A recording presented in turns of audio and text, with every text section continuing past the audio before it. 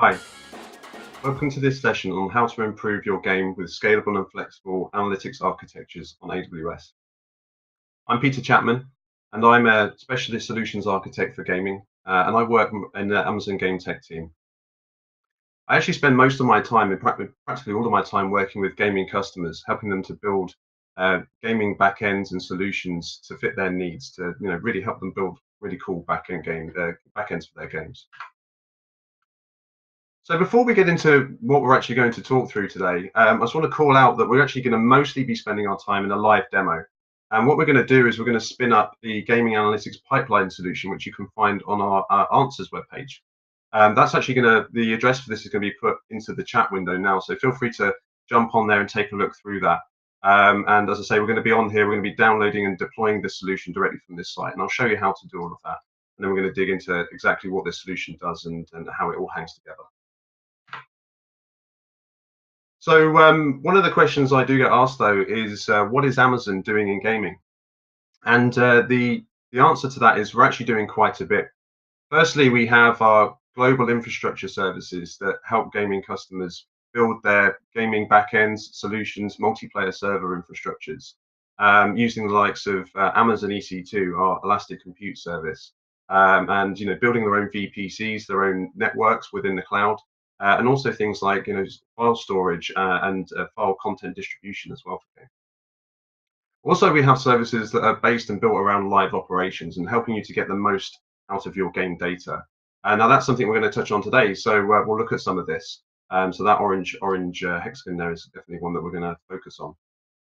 And then thirdly, we have content creation tools. So this includes things like Twitch, which of course needs no introduction, and but also our AAA free game engine, Lumberyard, which is designed to help you create really immersive and rich cloud-connected gaming experiences easily. And then finally, we have our marketing and distribution tool sets. So this includes things like Amazon.com, but also as well Twitch as well for use in the marketing space.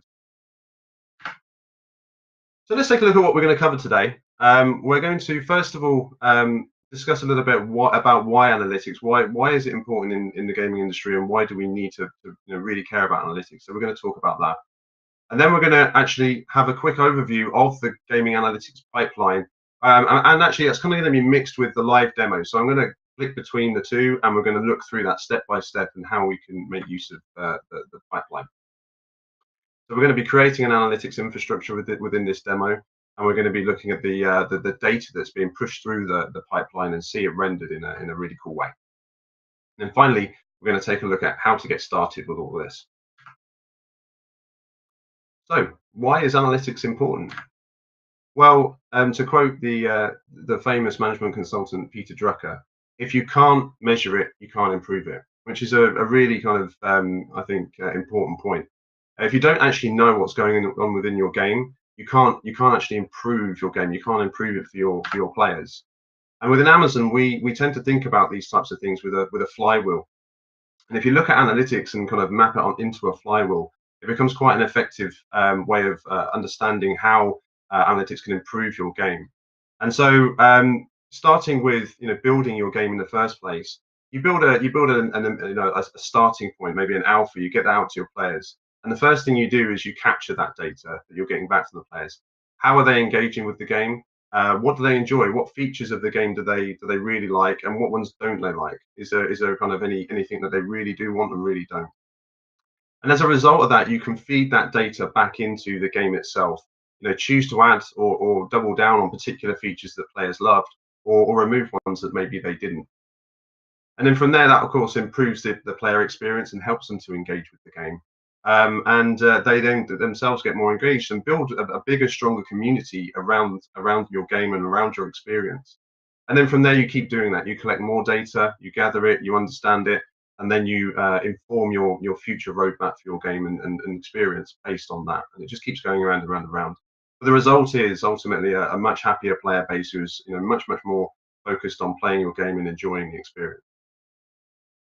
And one of the things I think is also important to mention about analytics is that it's super important, and a lot of game developers understand this, but it definitely seems to be something that's commonly underutilized in the industry. Actually analytics is important throughout many industries, but gaming is super crucial because we really do need to know how players are actually enjoying playing the game, or if they're not quite. So what customers are currently doing things with analytics on AWS? Well, a couple of examples here. Supercell, they're actually using Amazon Kinesis to process about 45 billion in-game events every day and store about 10 terabytes of game event data, again, every single day. That's a huge amount of event data that they're actually capturing via the different titles that they currently run on AWS. And then also EA Games, they ingest about 1 billion player records per day. 1 billion records per day into Redshift, the Star Wars Galaxy of Heroes. And there's a few other examples of companies that are running on AWS that also use gaming analytics services.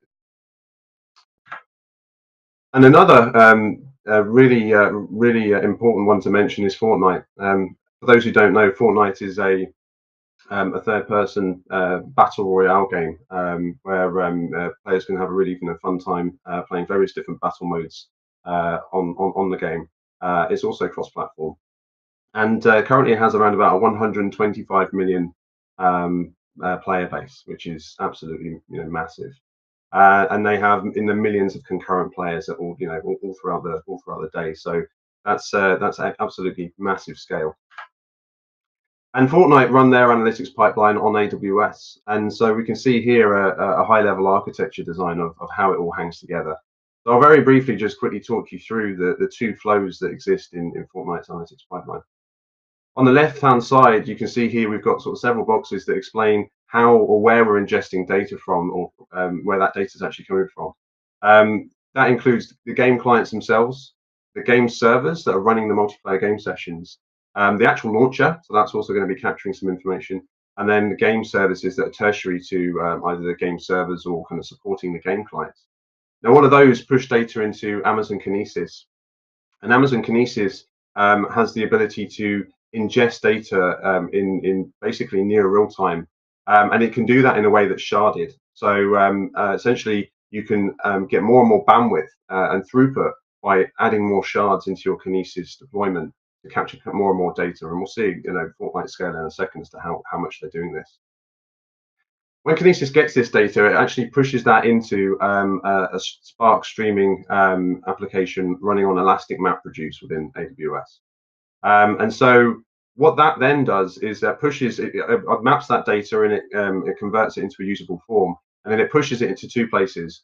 One, into Amazon DynamoDB as metric storage, and we'll see that. And well, actually, let's carry on. So from there, it actually then can be presented in Grafana in Epic's case, and then also be represented as a scoreboards API, so that when people want to go look at their scores, their front ends can access this API and get the score data. The second flow you see in that near real-time pipeline at the top there is the limited raw data that they also capture. So this is essentially a repository to run ad hoc SQL queries on top of all of the raw data that they're capturing. So they can just near real time get random data or sort of query data out of that massive data store that they're capturing. And then the other flow, just coming back to the Amazon Kinesis section in the middle of the diagram, the second flow that we have here is to push into a batch pipeline process. Now, as you can see here, we have a few different sources. Firstly, Kinesis is pushing into S3, and then we also have databases, APIs, and other sources of data that are all feeding into our further batch pipeline. And that's also running on Elastic MapReduce. Now this one is more of a kind of true batch processing pipeline. So this is doing kind of longer tail batch processing. It's manipulating the data slightly more, and then once it's done that, it's pushing it into Hive on S3. And then from there, Epic are using Tableau in order to represent that data for their BI processes and for people to be able to access the key data that's useful to them. And then finally, they can also run ad hoc SQL queries on that data store too. So they've got sort of several different options. Obviously, the data that gets represented here will take a little bit longer to get to that point. So, obviously, if they want to get something out near real time, they'd be looking at that data store above. But if not, they can also use the ad hoc SQL data from the batch process. And to kind of touch on, the kind of scale that Epic are operating here with this process, they're ingesting around about 92 million events per minute through this process, which equates to about 54 billion events per day. And they capture about 40 gigabytes per minute of data at peak, which is absolutely massive. And to do this, they're using about 5,000 Kinesis shards. So if you remember, I mentioned that sharding in Kinesis allows you to essentially create more and more bandwidth to then pull into your, import or pull data in from your sources. They're using about 5,000, so that's a really large scale implementation. And the data warehouse side, they're currently running at about 14 petabytes, so that's absolutely massive. And they have around about 2 petabytes per month growth rate. And then finally, the kind of the actual engine behind this, the managed clusters that they're running, they currently have around about 8.3 thousand batch ETL jobs running per day, 22 Elastic MapReduce clusters in production, and that's just clusters. And then about 4,000 EC2 analytics instances across the board. So yeah, so absolutely huge, but it's processing tons and tons of data for them and giving them great insight into their game. One kind of anecdotal story that that kind of floats around about this is one of the original earlier versions of the game had a bug in it that allowed players to essentially ride rockets when they were launched from another player. And this was something that players actually quite enjoyed doing. And the team at Epic came to realize this and saw that it was happening, realized it was a defect. But they actually looked at their analytics, their data, to see, well, okay, first of all, how many people are doing this? And secondly, are they exploiting it anyway in terms of getting an advantage in the game? And they found that lots of people were doing it. So the connection there is that they're actually quite enjoying it. It's quite a funny thing to do and fun thing to do. But also that it really didn't have any negative impact to the game overall. It didn't seem to. So rather than actually essentially squashing the bug and removing that, they turned it into a feature, and you can actually fly around on rockets in Fortnite. So that turned into a really cool story about how they're using their analytics data. So now we've looked at a few customers and we've talked a bit about why analytics is important to gaming customers. Let's take a look at our gaming analytics pipeline, and we're going to start by having a little bit of an overview as to what this is. So as I mentioned before, we're now really going to mostly be talking through our live demo and running through how to pull this solution together in a really quick way. The first thing we're going to do is we're actually going to deploy a CloudFormation template that's part of this gaming analytics pipeline solution answers section of our website. And that in your account is going to take about 20 minutes from when you finish completing the CloudFormation template details to when it's actually loaded up. So bear that in mind.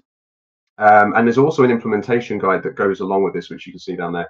So definitely take a look at that, read through it to get a deeper understanding of how everything hangs together. But again, I'm going to be showing you most of the key parts today.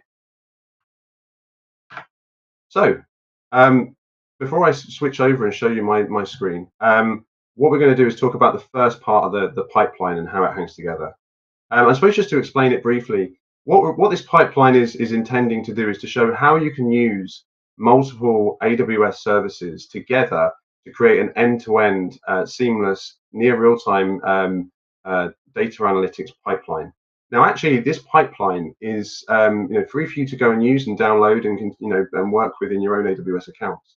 And it's really a starting point. You'll see when I run through the demo, I'm simulating, and as does the example that you download too. It simulates, say, for example, game servers, which you can see here represented by two different types of game servers. One game servers running in Amazon GameLift, and another running in just your own VPC. We've only got one machine in our deployment that's going to represent this, but our diagram kind of just covers both. And then it deploys an Amazon Kinesis event stream that's going to capture our data. So we're going to see this and we're going to look at it. But what ultimately happens is we're going to ingest that data and we're going to represent that in a graphical form. So let's switch over now to my browser, and I'm just going to start on the answers webpage that you'll land when you click on that link that's been provided.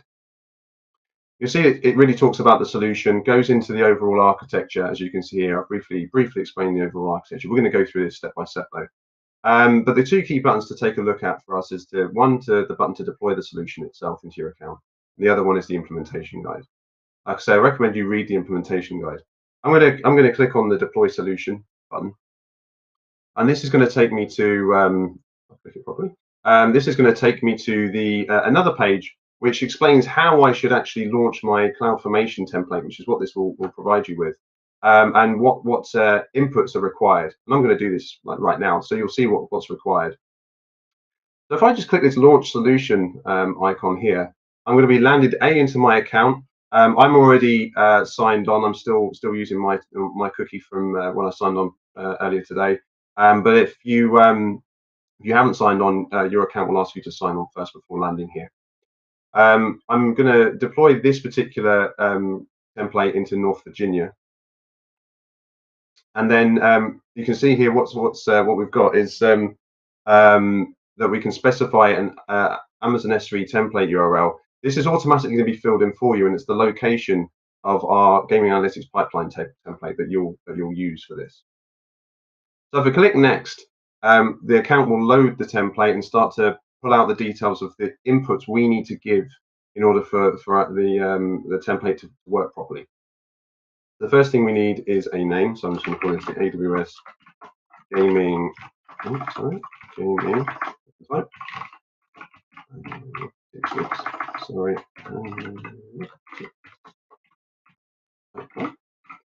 So we're just going to call it that. You can call it whatever you like. I need to start DC1 large instances for my Redshift cluster, but with your account you will be able to launch DC2 large, and I definitely recommend that. They're more powerful for the same price, but with my account I need to launch DC1s, and I need to give this a password. So I'm just going to go ahead and do that now, and I'm going to give each one of these users a password. So what we've just done there is we've given the root password for our root user for the database, the Redshift cluster that we're going to start, and we're going to give a worker password so the processes can run on it, and then a read-only password. Now we're going to refer back to this later. And just switching back to our template information, you can see all of these things are listed. They'll tell you what's needed on the website as to kind of what inputs you need to give, and explains them in a little bit more detail than I am. Just due to time, but you can see here that that these things are all defined. The next thing you need to define is an EC2 key pair. Now, if you don't have a key pair already created in your EC2 section of your AWS account, you need to make sure you go ahead and do that before you load up this console. Just to flick over to the area you need to do that in, it's under EC2 in your account, and on the left-hand side here, you can see there's key pairs. And you can see I've already got my gaming analytics pipeline key pair there. You need to have that in your account ready to go to be able to select this. Otherwise, you'll have to come out, create your key pair, and then come back in. I'm selecting mine, and now I'm going to do something that's very unsecure, and I certainly recommend you don't do this in your accounts. I'm doing this just so I can get access to my deployment here for demonstration purposes. This is the instance that we want to allow connections into our tools machine, essentially. So this is the locations that we want to allow the CIDR block. I'm opening this up to the world. I recommend highly that you only open it up to your local IP address, so that only you from your IP address can get access to your machine. You're also protected by that key pair, but I would definitely recommend you have both of those protections in place. Now I'm just going to click to next to the next section of the template, and I'm going to implement the key and value for my tags for these resources. The template's actually going to take all the resources that it deploys, and it's going to tag them with whatever I call this. So I'm just going to call this the gaming pipeline. Just not a great name, but just for example's sake there. And then I don't need to do anything else with the IAM roles. The template will handle everything else automatically, and I'm not going to add any rollback triggers here. And I'm just going to click next there. And now we're finally in the stage where we've got to review our template. Just a quick look, I'm happy with everything in here. So I'm just going to acknowledge that I will allow CloudFormation to possibly create IAM resources for me. And I'm just going to hit create. So I actually already have an old version of this pipeline in this account. So you see this one's still deleting, but my new one's creating right here.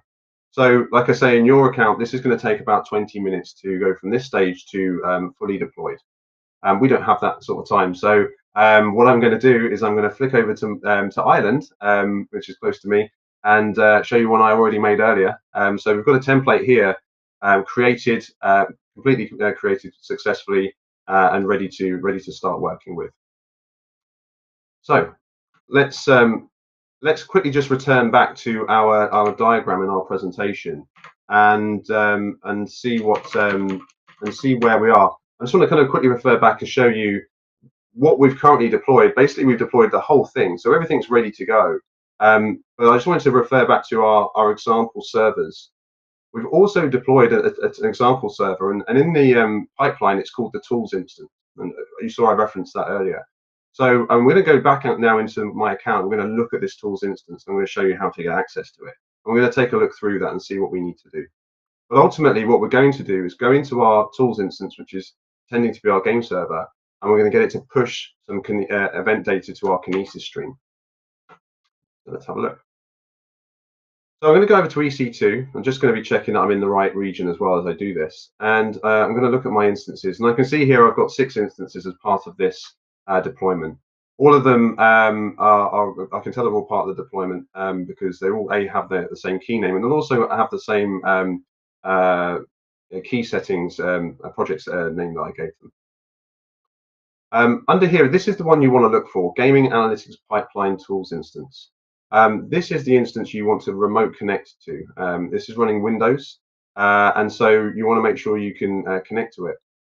So basically, to do that, what you do is select the instance and hit connect. And this is going to give you the means to actually get a password to remote desktop onto your instance.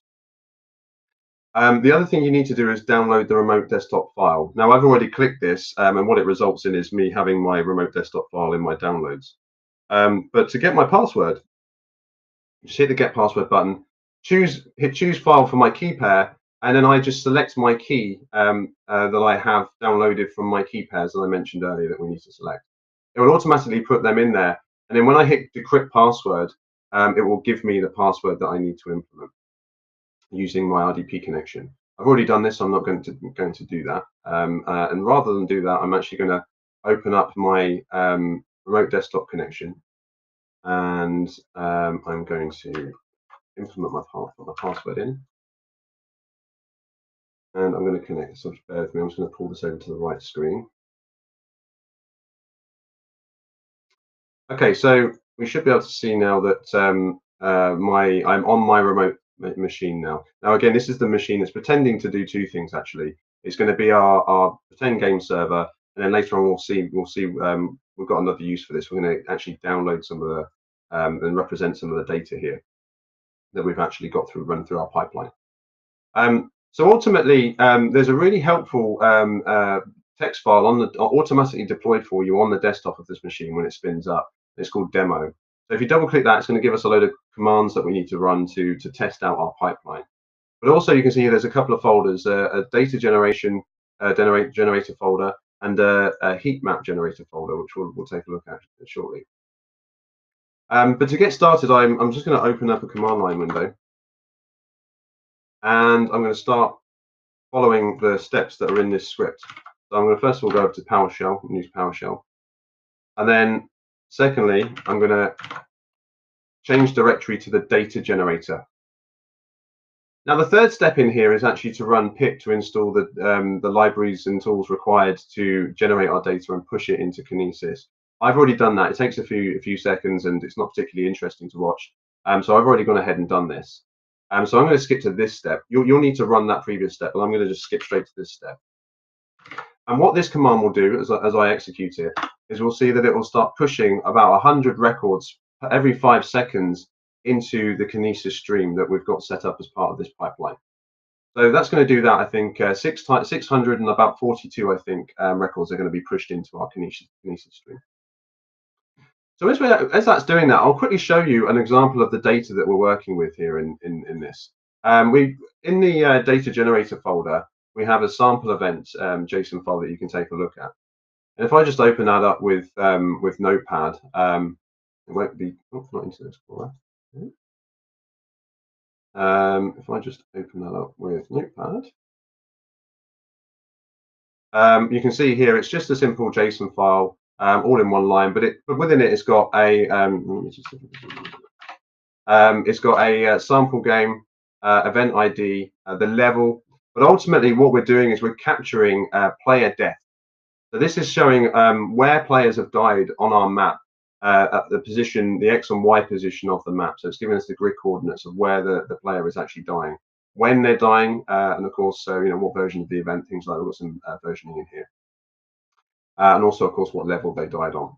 So that's ultimately what we're pushing in here. 642 different records of that. So now we've done that, let's go and take a look around our AWS account and see if our pipeline's been working. And yeah, so that essentially, the first thing we want to take a quick look at is, if you remember from the diagram that we had before, we have pushed data out and we're going to capture it into our Kinesis event stream. Well, let's take a look at Kinesis to see if we're actually been capturing those events. So in my account, I'm just going to move over to Kinesis. I've already got it in my history here. We've got two streams available to take a look at. We need to look at the analytics telemetry stream. And if we have a look at the monitoring information, we can see that over here on our get records, we have a spike of 642 records. So that's good news. That means we've actually been capturing all of the data that we've just pushed through. You can see that happens just in the last 3 minutes. So that's excellent. We can also see latency information and things here if we want to. So now we know we've captured the Kinesis events. Let's go back to our diagram and take a look at the next stage in the process, because all of this part has been successful. So what happens from here once we capture the Amazon Kinesis events is we actually push the data into a Kinesis-enabled app, capture the events, and what we do is we actually start to kind of sanitize those events. And all of this is hosted in an Elastic Beanstalk container. And then what it does is it actually pushes, so it sanitizes the events. It will also deduplicate the events as well. That's also important to say. And then once it's done that, it will push those events into S3 as a collection of batch files. It also will zip those files up and then store them in S3. So then they're ready for further processing. So let's take a quick look at how that's, whether we've actually got the data in S3 and understand if this has been working as well, that part of the process. So I'm just going to take a quick look here, and within my account, I've got several buckets. A few of them are different examples of my pipeline, but the ones I'm interested in are the ones that are in Ireland, because that's the only place I know that I've been deploying this one to for this use case. If I click on my telemetry bucket, I can see two things: manifests and events. So I need to look in events, and then from here I can see that I've got a folder structure that's based on a date, essentially. So I've got 2018 September. I pushed some data in yesterday, but also today. So this is the one we want to look at. And then the hour, which is either 2 p.m. or 5 p.m. So I'm going to go ahead. I'm in the UK, so 5 p.m. for me. And I'm going to go in and see. And then you can actually see this is the records that we captured from our Kinesis stream. We pushed them through our Kinesis app. We sanitized the data. We've zipped the data, and now we put it into here in this form to be processed in a further way. So I'm just going to quickly download one of these and show you a little bit, just how it looks very briefly. So I've downloaded that to my my downloads folder, and if I quickly unzip it, we can take a look at the file. So I'll just open it with Sublime Text. So this shows in quite a nice form. Let's save the screen, and let me just enable JSON on this. So here we go. We can see here a collection of events that have been pulled through, sanitized, and actually grouped up into various different forms and structures, and then essentially stored into S3. So we've got this data ready to continue to work with. Okay, so let's go back to our presentation, and we'll see what the next stage is. So the next stage is that our Amazon Kinesis enabled app within our Elastic Beanstalk container is then going to take those S3 locations that it's created and dropped, and it's going to push them into another Amazon Kinesis file stream. Now, actually, if you remember when we were looking at our Kinesis deployment in our account, we had two streams.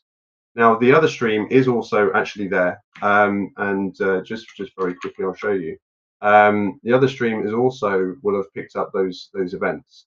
So there are two types of events. There are the telemetry ones we got first, and then the file stream ones that we've got secondly. And you can see here that we've got also the same number of spikes going up. We collected our records, and then they're being processed. So that's good news. And now what happens is the Kinesis stream will push them into another Amazon Kinesis enabled app. And this one is our Redshift connector. So this is actually going to take that data and it's going to push it into a Redshift database for us. Or rather, it's going to push those locations into Redshift, and then Redshift's going to actually essentially get the data for us. And like I say, it's deduping the events and telemetry information as well. So let's prove that that's done that as well. So to do this, I'm going to use Team SQL, and I'm going to create a connection to our Redshift cluster that's part of this gaming pipeline. I've already got one here, but let's create a connection right here and now to see how that's done. So I'm just going to click New Connection, and the first thing I'm going to do is click Amazon Redshift in the target database engines. And I'm going to give this a name. I'll call it something different. I'll just call this one Gaming Pipeline for speed. And then we need to provide a few bits of information. We need to provide a host, a port, and some username information, and then a default database. So to get access to that data, that information, we need to go back to our account and go back to CloudFormation. When CloudFormation, when our template completed successfully, it will have given us some outputs that we can see here. And this is information that the template has decided to give us that it knows will be useful. This is something that we've written into the template. And it includes all of the information that we just talked about. So first of all, the Redshift host, which we can find here. So I'm just going to copy that host name, and I'm going to put that into our T-SQL host location. I'm just going to double check there's no white space in front of that. Then the other thing we need is our port. Well, actually, we can go back here and see that 5439 is our default port, so that's all good. We need a connection timeout I'm going to leave, but then we need a username and password. Well, if we look, we can see here have our read-only username. We don't want to change any data, so we're going to use the read-only username. And the password, I know the password from when I created this that I put in before, so I'm obviously not going to tell everyone here, but I'm going to use my password, and that would be the password you entered into your CloudFormation template when you created this app. And then the default database is this Redshift database name in the template, so we're just going to take that and copy that in. And finally, the only other thing we need to do is just enable SSL. We don't need to enter any key information or anything, just enable SSL, and then we can test our connection. We'll see here that it's actually connected successfully. So I've saved that, and we've now got our gaming pipeline connection right here. So I'll use this one. This is the one we just created. And by clicking that, I can see that I've now got three databases. I've got Analytics Dev, and I've got this PadB Harvest. I'm going to open up the Analytics one because we're after analytics data here. And then we've got several tables. So expanding the tables in our game area, we can see that we've actually got events that are all structured in month form. And so at the moment we're in September, so I'm going to open up this events for September, and I'm going to just run a select query on that. Obviously on a big table that wouldn't be great, but this is only got a small amount of data in it. And we can see all of our data in a really nice form, stored in our Redshift database, ready to be accessed by something else to present. So everything's really nicely, the data's been sanitized, it's been deduplicated. We've pulled it out of our S3, which essentially is a kind of data lake at this point. And we've pulled it out of there, we can get the data out of there. Now we're ready to do something with it off the back of use our Redshift database to present this data. As you can see, they're all player deaths in here for the event type, but we might in the real world have a mix of events or different events structured in here as well. Okay, so I'm just going to recap like the kind of stage we're at now. So we can see that we managed to successfully get access to our data from S3, pull it down, deduplicate it, and then obviously store them in Redshift at this point using this flow up to this point. And the final step is to actually represent this data in a reporting tool of some kind. Now, this can be various different choices. And I'll come back to this in a second, but for our demo, what we're going to do is we're going to go back and use our tools machine which is before, if you remember, we were using as our pretend game server. We're now going to use it as our pretend analytics machine, just to make everything easy. This is really, we've done this to make things convenient for you, so you can see the whole flow working end to end without the need to have like several different machines or rely on another third party or even AWS reporting tool to actually present the data. So we really want to keep this simple for you and have everything in one place. So let's move back over to our account. Actually, we're okay here. We're going to go into our remote desktop connection again, and we're going to return to our script file here. And the first thing we're going to do is we're going to change direction over to our heat map generator. That's easy done. So we're now in our heat map generator folder. And again, you would also want to run in this location the pip install for the dependencies that this heat map generator has. In this case, again, I've already run it myself, so that's not going to be a problem. I'm not going to run that here, but you will need to run that. And then finally, I'm going to run this script that will allow us to generate the heat map data and see the output of our Redshift database. So if I run that now, we'll see the script take a few seconds to generate this data and generate a heat map for us, and then we'll see the result. So while we're waiting for that to happen, it's worth mentioning that other things you could use here are, the likes of Tableau to get this data out and represent it, and show kind of how you would actually look at this data. Another option is AWS QuickSight, and I'll touch on QuickSight in a second. But here we are, we have our heat map data.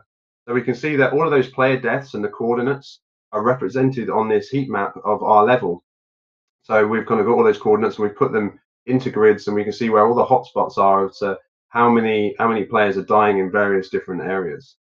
So it's a simple but effective way of showing how the pipeline works end to end. And in this case, as I say, it's really sort of showing how player deaths occur in an example game. Just to reiterate, though, this is, like I say, built for your convenience to look at how the pipeline works, and really is a good basis for you to take this and extend it and expand it to meet your needs and fulfill your analytics kind of goals.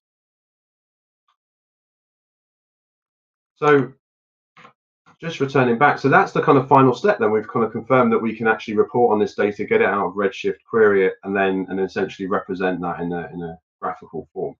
As I mentioned, you could do this in your own scenario using your own third-party analytics tool, or there is also Amazon QuickSight as an option. And just very quickly to explain what QuickSight is, Amazon QuickSight is a very fast cloud-powered business intelligence service, and it's very, very cost-effective to run that compared to a traditional BI software. So definitely worth taking a look if you don't have an analytics visualization capability or tool set today. And using it can be paired quite well with the gaming analytics pipeline. So how do you get started? Well, really the next step is for you to go ahead and take a look at the gaming analytics solutions page. There are actually tutorials as well on how to run through this pipeline and deploy it. So it's definitely worth taking a look at those in a kind of more, they're kind of chunked into time, so that's really handy and kind of easy to consume. Take a look at the implementation guide as well, and really and work through the architecture diagrams. I know we stepped through it today, but at your own leisure, understand and see how the whole thing hangs together end to end, and deploy it and have fun playing with it. So with that, that was everything I wanted to kind of run through with you today and talk about. So at this stage, I'm very happy to answer any questions that you might have. So yeah, please feel free to fire them over. Okay, I see we've got a question already. The question is, what is the average cost per hours of this environment? I actually don't have an average cost like already in my head for exactly how much this costs to run, but there is an easy way to understand that. In AWS, there's a simple monthly calculator. So, and some of this will depend on how scaled your environment needs to be. Something like this, actually, a lot of the services that you're using are actually in the AWS free tier.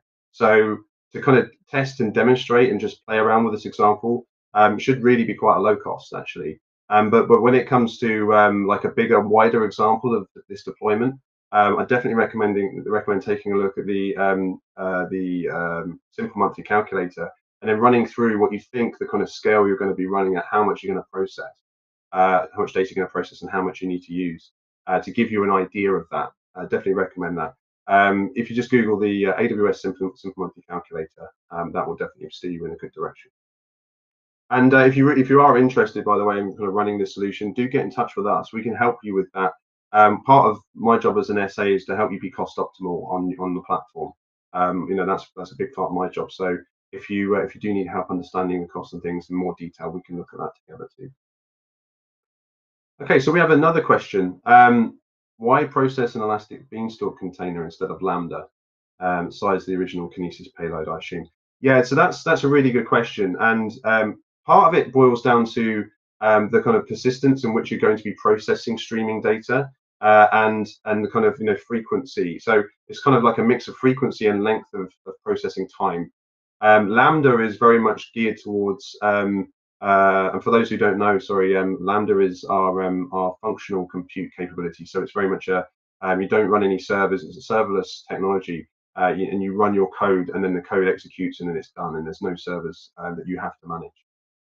And the really good benefit of that is it's very, very useful for short, sharp tasks, transient jobs, and it's priced that way too. So Lambda is actually priced at the per execution per 100 millisecond level, also at how much memory you need to use. And so when you have a processing job that might be like a batch job, as in some cases this might be, or something that's going to be a longer tail processing, the likes of running your processes in the likes of ECS and Elastic and Beanstalk, those kinds of things, can become more attractive from a cost perspective when you kind of match them up with Lambda. The third question is, can you talk to what it would be like to plug in my own map data and generating events over it in a heat map? Yeah, so a very, very high level. Essentially, I mean, actually, I would probably recommend rather than trying to take this example and like literally kind of having it generate a heat map in the EC2 instance like you saw there, I would probably recommend having another visualization tool that you generate that on, and then overlay the data in that. So again, something like a Tableau or something like that, or a QuickSight, to look at the ways that you would do that would definitely be what I recommend. Something that's kind of a bit more robust than what we've got. So I would definitely want to recommend kind of using that for production purposes. And then the fourth question, can an analytics process like this work for all types of games? Yeah, I mean, absolutely. So essentially, as you saw in our demo, really all this process needs is some form of data structure, and this is using JSON. And any game client can be made to output JSON data and make, essentially push that to a Kinesis stream. In fact, this solution is very, very flexible in that way. It can ingest that data, and as long as your processing behind the scenes can accept that data format that you're defining, and interpret it, and then do things like all the sanitization and deduplication, whatever you need to do with it. It can represent that data in any way that you need. And equally, you can actually build out behind this a wider data lake in S3.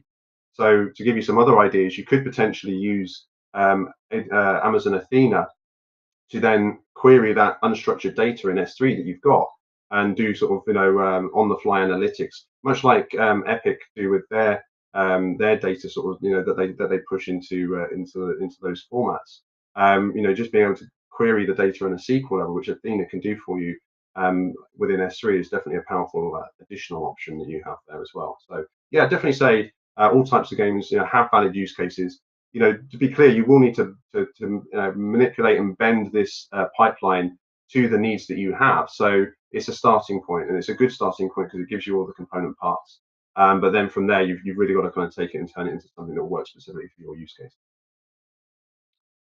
Okay, so finally, the fifth question is, this is going to be seeing if my memory is any good. How many services does the CloudFormation template spin up? So let's go and count it. I think there's 5, right? So let's take a quick look at this.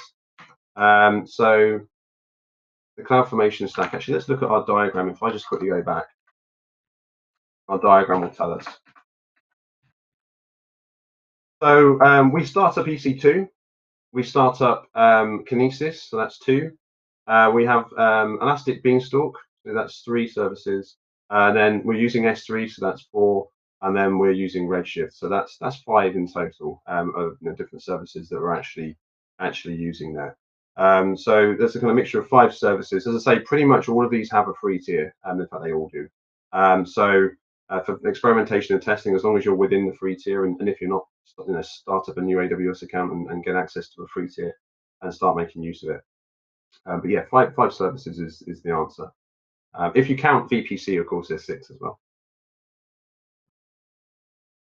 And then the next question I got is, how does a system like this work globally?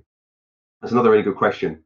So actually, when you look at the potential for running this in a global way, you've got a couple of options. One is that you could simply turn around and say, look at this from a perspective of actually I have a single entry point globally for all of my data that comes in. Now you might have a latency, slight latency issue with that, and depending on like how near real time you want your data to be, that might be a concern. In many use cases, it probably isn't. Having a single entry point that your clients can push into, would be a reasonable option to kind of keep things simple, and essentially, having your analytics pipeline in the one single region, or even replicated over a couple for resilience, is a good valid option. As I say, as long as you can sustain a few hundred millisecond latency on getting the data in, maybe 100 milliseconds, 150 millisecond latency on as a guess. If you wanted to truly deploy this globally, what you could do is essentially have your Kinesis streams actually deployed into various different regions where your clients are, and then deploy those when the Kinesis streams are pushing the data in. Actually, then start to route your data into S3 in a single location, in a single bucket. So you could then collate all your data in S3 in a single location, and then from there, of course, we're using Redshift to access that data. And I think in any situation, we're probably going to want to represent all the data in one place. So that would be a very good sort of collection point for everything. We've got a number of services follow-up question. I'm curious, how much time does the template save us versus spinning out manually, assuming we've worked with all of them before? An absolute ton. I can't stress this enough. So I've worked with quite a few of these services quite frequently, and there's actually quite a few different important points as to why the template's a good thing. In fact, I'd recommend anybody who's building with AWS, big or small, if you're not already working with either CloudFormation or or automating via the SDKs and the command line interface, I'd highly recommend doing it anyway. But to directly answer this question, even if I wanted to go ahead and start up all these services, I've actually got to go into my account. I've got to either, like I say, use the command line interface or my API or the console, spin up the services, and then I've got to plug them together. I've got to connect my Kinesis to my backend, my Beanstalk app, and I've got to get it started. I've got to remember all those dependencies, manage them, and deploy them as a human being. And one thing we do as human beings is make mistakes. The CloudFormation template really just stores all of that as code, and then makes, as you saw, I just deployed my CloudFormation template in a new region, knowing it's going to deploy and succeed. So very much a good thing to do. Plus, and this is the other thing I want to really stress on this, it makes it super easy to tear it down. If you remember when my North Virginia CloudFormation template started to spin up, my previous one was spinning down, and it was just doing it. I kicked it off doing it before the session, and it just goes and does it, and it cleans everything out, and you're in a really nice clean state after you've taken your CloudFormation template down. Can't recommend it enough. And then the final question I've got here is, what if my game is already live and not using AWS? Can I still use this?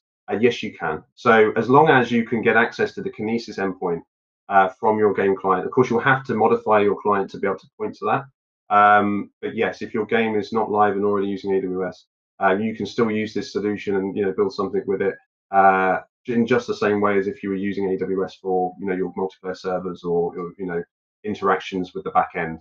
So yeah, absolutely can, and it's very much the sort of similar. It's the same architecture end to end. It's just your client will need to be modified to point into and call the Kinesis streams.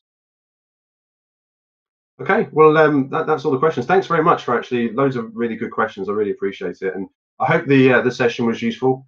And if you have any further questions, do feel free to reach out to me. There's my email details on there, and please do go ahead and play around with it and let us know how you get on. Thanks very much, and catch you again soon.